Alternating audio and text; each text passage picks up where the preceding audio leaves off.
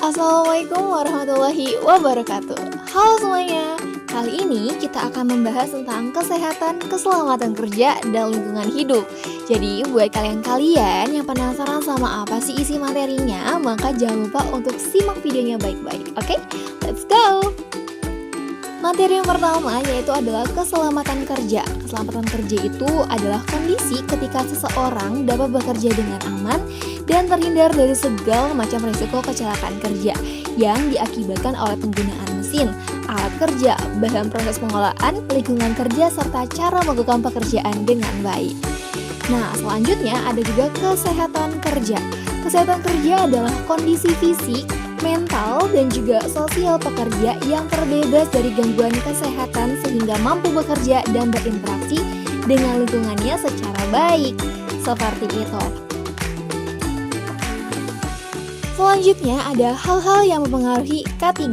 Ada kapasitas kerja. Kapasitas kerja itu berkaitan dengan kemampuan fisik dan mental pekerja dalam melakukan pekerjaan.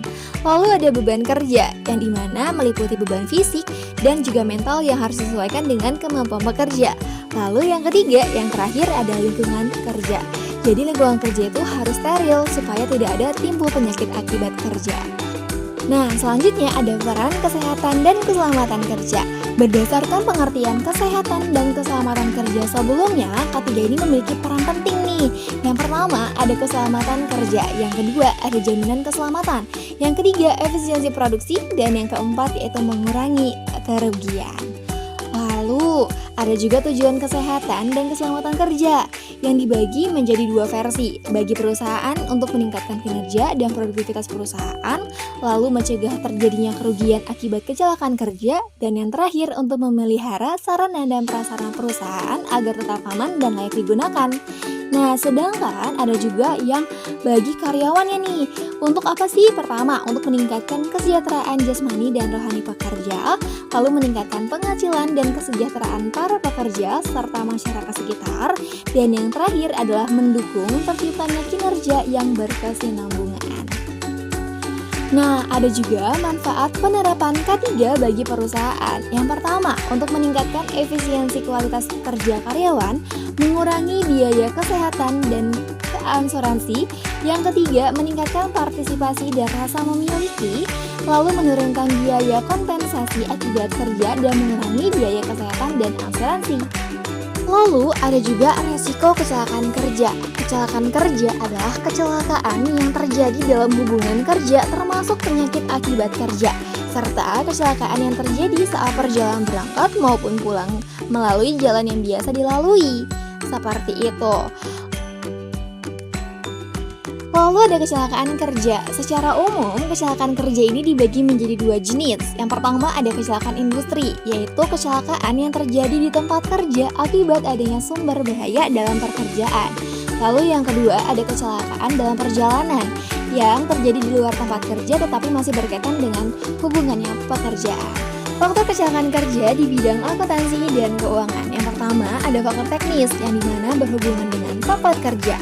Tempat kerja itu harus memenuhi standar seperti adanya pencahayaan, ventilasi, suhu, dan lain sebagainya. Lalu ada juga kondisi peralatan, yang dimana peralatan kerja yang rusak atau sudah tua itu berpotensi menimbulkan kecelakaan kerja.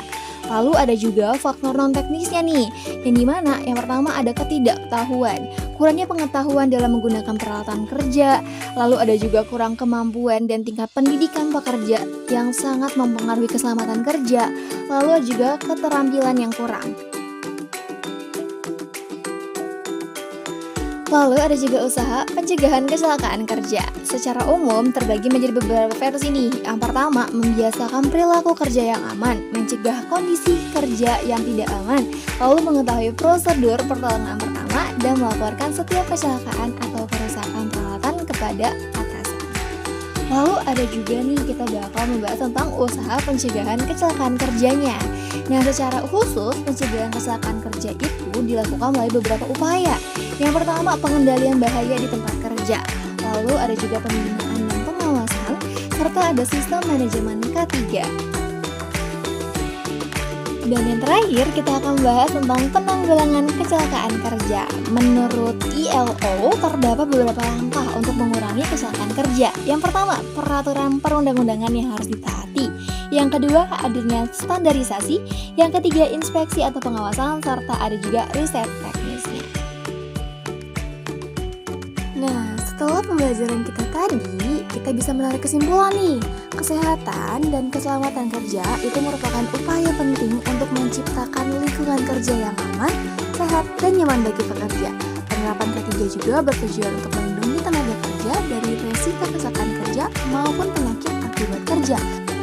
Wah, materinya sudah selesai nih. Jadi, buat kalian jangan lupa tadi ya untuk catat materinya baik-baik. Semoga bermanfaat dan sampai jumpa dalam kesempatan.